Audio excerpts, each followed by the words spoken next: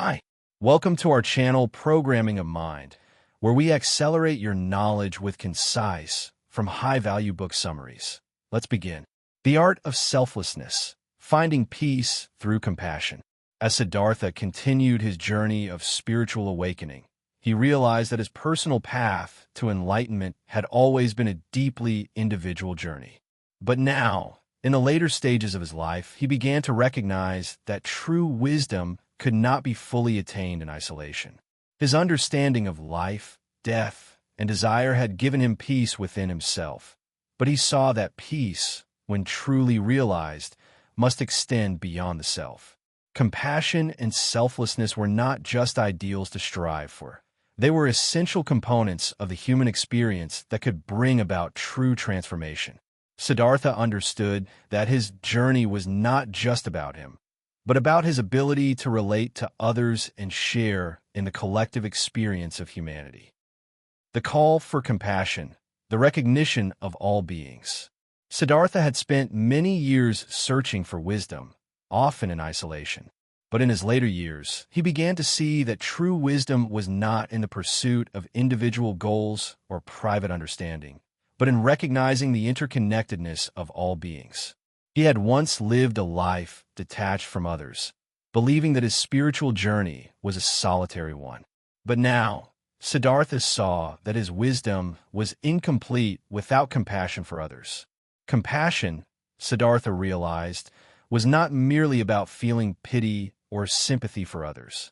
True compassion arose from understanding the shared human experience, the joy, the suffering, the struggles, and the triumphs that everyone experiences in their own way.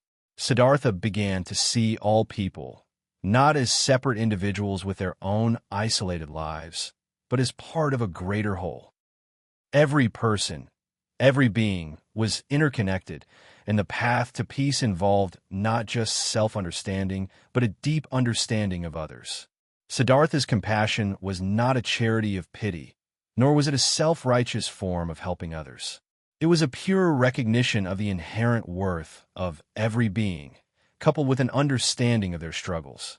Siddhartha no longer saw people as obstacles to his own peace or as individuals he needed to separate from, but as fellow travelers on the same journey. His life had become one of active engagement with the world, not in judgment or separation, but in recognition and love. The teacher within, sharing wisdom through action. As Siddhartha grew older, he realized that the greatest way to share his wisdom was not through lecturing or preaching, but through his actions. He had always been a teacher in some sense, but now he understood that true teaching does not come through words, it comes through living. Siddhartha began to teach not through sermons, but through the example of his life. He did not need to explain the nature of compassion, for it was evident in the way he treated others. One of the most profound ways Siddhartha embodied compassion was through his interaction with others. He had once lived a life of detachment, avoiding involvement in the lives of those around him. But now, Siddhartha made it a point to show kindness, understanding, and compassion to everyone he met. He spent time with those who were suffering, those who were lost, and those who felt disconnected from the world.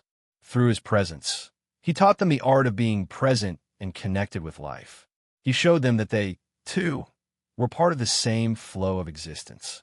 Siddhartha's ability to share wisdom through his actions was not based on trying to fix others or change them. Instead, it was about offering them the opportunity to see themselves through his eyes that had come to recognize the beauty, complexity, and impermanence of life. He offered no judgments, no advice, but simply the invitation to live more fully, to embrace life as it is, and to see the connection between all beings. His presence was a reflection of the wisdom he had attained, and in sharing that presence, he offered others the chance to recognize their own wisdom within. The healing power of listening, compassionate presence. One of the most powerful aspects of Siddhartha's compassion was his ability to listen. He did not listen with the intention of solving others' problems or offering solutions. Instead, he listened with full presence, accepting the words and feelings of others without judgment. He understood that sometimes the greatest gift one can offer another is the simple act of truly listening, of being fully present in the moment. As Siddhartha spent time with others, he became a quiet observer of their lives. He did not seek to change them or impose his wisdom upon them. Instead, he listened with the intent to understand, offering his presence as a gift. He saw that many of the people he encountered were struggling not because of external circumstances, but because they had not learned to truly listen to themselves and to others.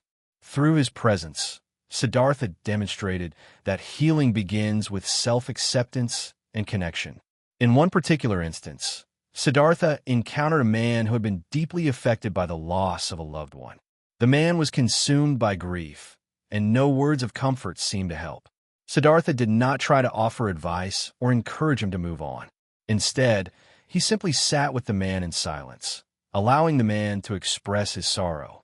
Through this act of compassionate listening, the man began to feel understood, and the heaviness of his grief lightened. Siddhartha knew that true healing does not come from fixing others or offering solutions.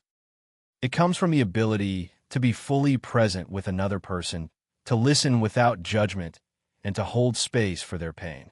He understood that in offering this presence, he was helping others reconnect with themselves and with the flow of life, allowing them to find their own path to healing. The compassionate heart, living with open-hearted love. As Siddhartha's life continued to unfold, his compassion became the driving force of his existence. He had learned that the path to enlightenment was not one of isolation or detachment, but one of connection and love. Siddhartha's understanding of love was not rooted in attachment or desire, but in a deep, open-hearted acceptance of others as they were. His love for others was unconditional, not bound by expectations or conditions. He loved not because of what others could give him, but because he saw the divine spark in every being, in every moment. Siddhartha no longer saw the world as something to be navigated or manipulated. He saw it as a space to be filled with love, compassion, and understanding. His compassion extended to every person, every creature, and every aspect of the world. He saw beauty in everything, from the smallest detail to the vastness of nature. His love was not a passive feeling, but an active force that radiated outward, touching everything in its path. He had learned that true peace is found not in the accumulation of personal wisdom or accomplishments, but in the willingness to open one's heart to others. A real-life parallel, compassionate leadership.